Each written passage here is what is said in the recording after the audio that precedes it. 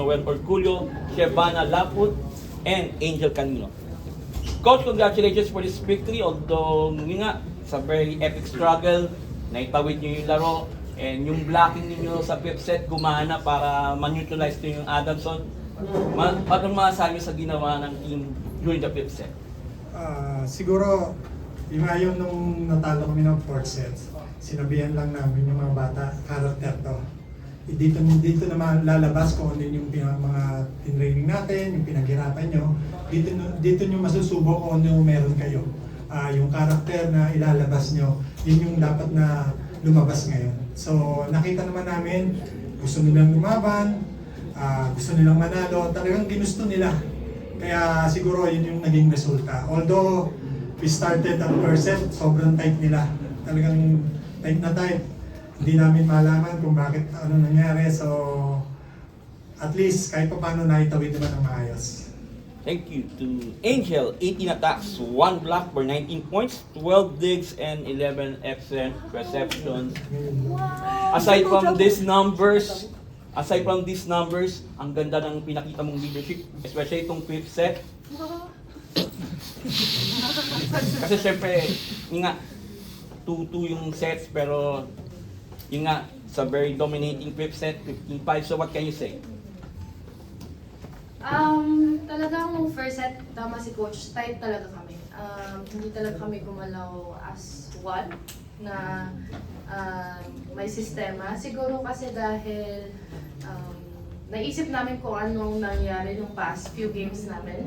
Hindi namin binitawan kung anong nangyari and i-improve yung ganong bagay. And lumabas yung laro namin nung second set and third set. And nung fourth set, medyo nag-lie low ulit kami. Yung kumpiyansa namin, imbis na pataas, bumaba. Inasahan na lang namin na baka magkamali yung kalaban. Lumaban yung kalaban namin. And talagang nung fifth set, pinusuan talaga namin. Hindi lang kaming mga senior na sa loob, kundi yung mga bata. Marami kaming pagkakamali, pero when it comes to fifth set, na prove naman ng mga bata at na-prove naman namin na may galaw din talagang kami, na kaya talaga kami, and may kaya kami ilabas. Doon lang nagkakatalo sa kung sinong mas may gustong manalo ngayon. And ayun, gusto din namin patunayan na ayaw namin umuwi na talo kami. And yun din talaga yung nire-remind ni Shevana sa loob ng court. Pumunta kami dito for a reason na may purpose. Yung purpose namin is manalo.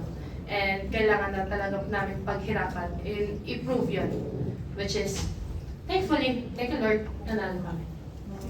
Thank you, Angel. Shevana, you have a career high 26 points on 19 attacks, 6 blocks, 1 service ace, and 4 digs. It has been a roller coaster game for you guys, but you're able to pull this off. So, what can you say?